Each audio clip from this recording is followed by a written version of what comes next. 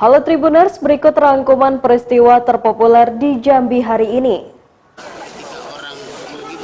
Berita pertama, kuasa hukum keluarga Brigadir J alias Brigadir Yosua bocorkan hasil autopsi ulang Brigadir J yang dilakukan tim kedokteran forensik independen di Rumah Sakit Umum Daerah Sungai Bahar, Muaro Jambi pada Rabu 27 Juli 2022. Kuasa hukum keluarga Brigadir J Kamarudin Simanjuntak mengungkap hasil autopsi ulang dalam YouTube Hendro Firleso yang diunggah pada 28 Juli 2022.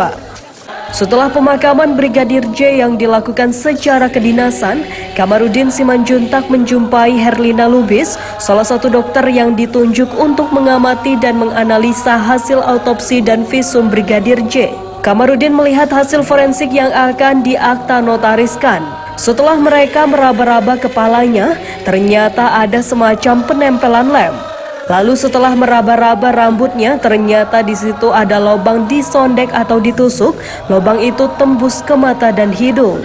Diduga Brigadir J ditembak dari belakang kepala hingga tembus sampai ke hidung depan.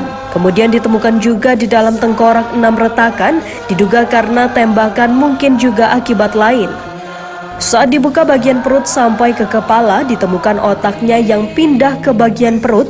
Kemudian kedua ditemukan juga diduga tembakan dari leher mengarah ke bagian bibir. Ketiga ditemukan lubang di dada, diduga bekas tembakan. Yang keempat ada lubang yang diduga juga keempat lubang tersebut bekas peluru.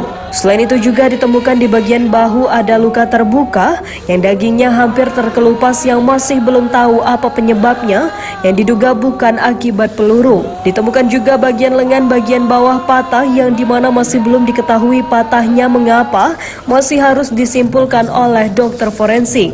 Di bagian jari kelingking dan jari manis ditemukan patahan-patahan jari di sekitar kukunya dan sudah diambil sampelnya untuk dipastikan penyebab patahnya kenapa. Di punggung bagian belakang juga ada memar, bagian kaki sebelah kiri ditemukan ada memar dan sudah diambil sampelnya. Di pergelangan kaki kiri bawah ada juga lubang yang masih belum tahu penyebabnya.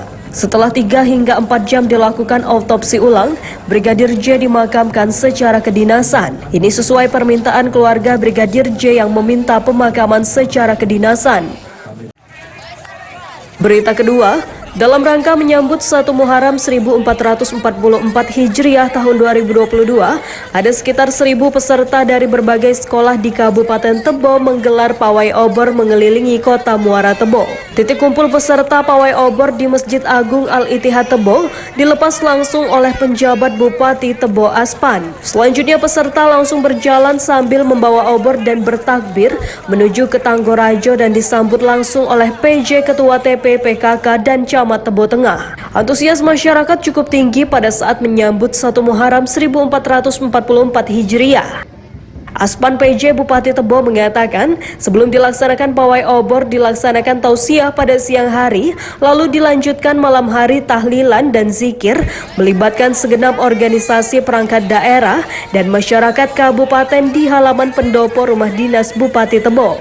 Rangkaian acara dimulai sejak pukul 13 waktu Indonesia Barat dengan mendengarkan tausiah dari Ustadz Inayah, dilanjutkan pembacaan tahlil dan zikir ba'da maghrib pada pukul 19 waktu Indonesia Barat. Kemudian dilanjutkan pawai obor diikuti lebih dari 1.000 peserta yang terdiri dari santri, siswa MI, SD dan MTS yang ada di Kecamatan Tebo Tengah. Dari peringatan Tahun Baru Islam kali ini, Aspan mengatakan semangat Tahun Baru untuk hijriah ke yang lebih baik dalam melayani masyarakat Kabupaten Tebo.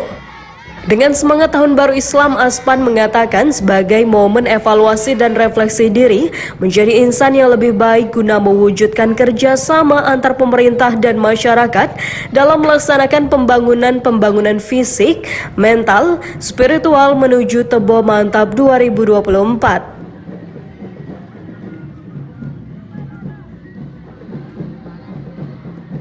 Demikian rangkuman peristiwa terpopuler hari ini. Simak terus update berita terkini di YouTube dan Facebook Tribun Jambi.